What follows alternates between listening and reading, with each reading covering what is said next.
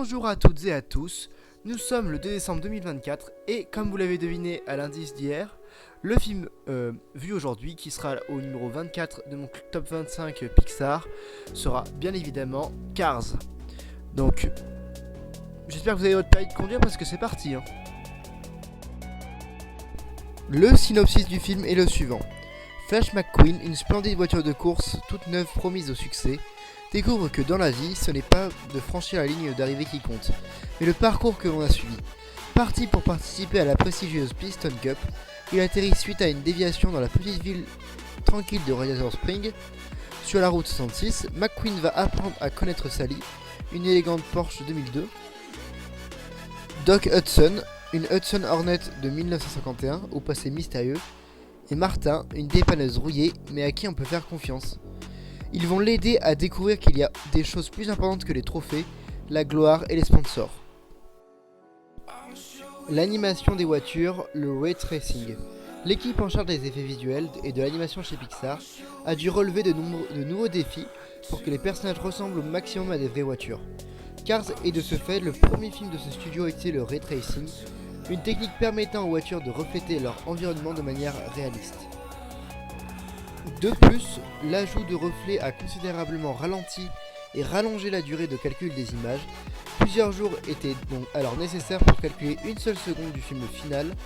Les animateurs ont aussi effectué de nombreux tests de route afin de définir le comportement et la façon de bouger des personnages pour que tout soit le plus crédible et divertissant que possible, allant jusqu'à utiliser les pneus comme des mains.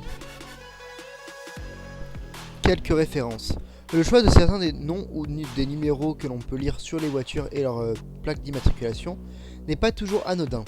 Le nom du personnage principal Flash Lightning ou en version originale, McQueen est un hommage rendu à Glenn McQueen, un animateur de Pixar décédé en 2002.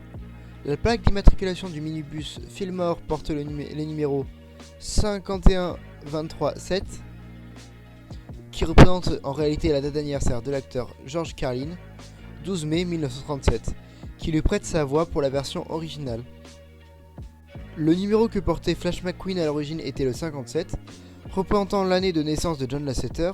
Il a cependant été remplacé par le numéro 95, en référence à l'année de sortie du premier succès Pixar du réalisateur, Toy Story.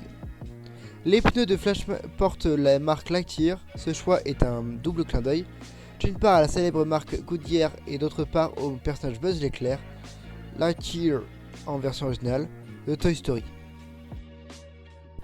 Clin d'œil à Steve Jobs. Au début du film, on peut voir une voiture blanche qui porte le logo d'Apple. C'est une référence à Steve Jobs, un des fondateurs de Pixar et d'Apple. Notons aussi que cette voiture porte le numéro 84, qui est l'année de lancement du premier Macintosh.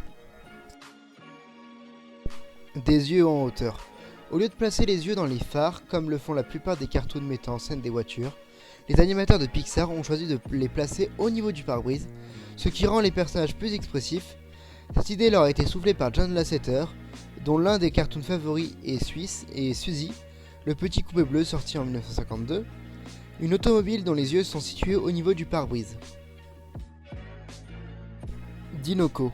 Si Dinoco vous paraît familier, c'est parce que cette marque a déjà été utilisée dans le premier film de Toy Story. C'est la marque de station-service où Buzz l'éclair et Woody montent dans la voiture Pizza Planet, par ailleurs aussi présentée dans le long métrage Cars. La bande originale. Pour la musique de Cars, John Lasseter a fait à nouveau appel à son partenaire de Toy Story, Emile Winpat. Chaque musique de film que compose Randy Newman est différente des précédentes. Il est capable d'écrire des chansons bouleversantes comme des chansons très drôles. C'est quelqu'un de très intelligent qui a beaucoup d'humour. La musique qu'il a écrite pour Cars reflète les deux mondes. Le monde moderne où tout ce qui compte c'est d'aller vite, et celui de Radiator Springs où la seule chose qu'ils ont, c'est du temps. Tout est plus lent là-bas, et Randy Newman traduit cela par un mélange de bluegrass, de jazz et de pure americana. Le monde de la course, lui, est surtout illustré par le rock. C'est l'une des meilleures musiques que Randy Newman ait jamais écrites. Voyage initiatique.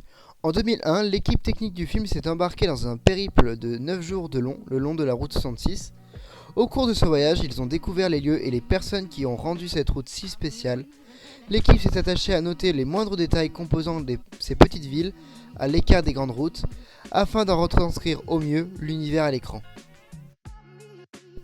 Fou de voiture. Depuis son plus jeune âge, John Lasseter est attiré par le monde de la mécanique et des voitures. Il aimait rendre visite à son père qui travaillait dans une concession Chevrolet où il dirigeait le service des pièces détachées. Dès l'âge de 16 ans, il y est embauché au service des stocks. J'ai toujours adoré les voitures, je dois avoir dans les veines un mélange de dessin, animé Disney et d'huile de moteur. Aujourd'hui, j'ai enfin réussi à réunir mes deux passions, les voitures et l'animation. Route 66. A l'origine, le projet s'intitulait Route 66. Cependant, pour éviter tout amalgame avec l'émission de télévision américaine du même nom, qui battait des records d'audience durant les années 60, Pixar a préféré en changer le titre.